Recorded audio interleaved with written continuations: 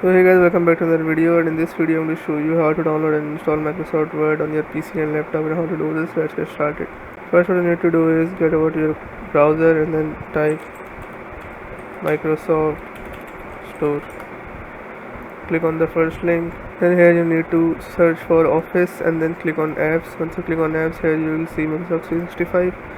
Just open this and then click on download. After downloading this, just install it in your PC and restart your PC. After this, just open this and there you'll find Microsoft Word.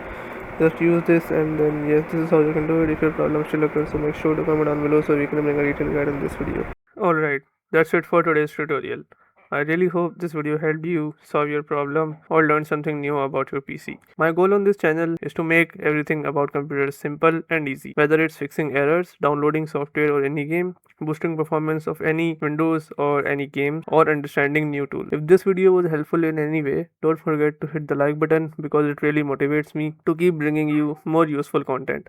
And if you're new here, make sure to subscribe and turn on the notification bell so you never miss any future tutorials, tips and PC fixes. Also, if you're facing any issues or have any questions related to computers, Windows, software or anything technical, drop them in the comments.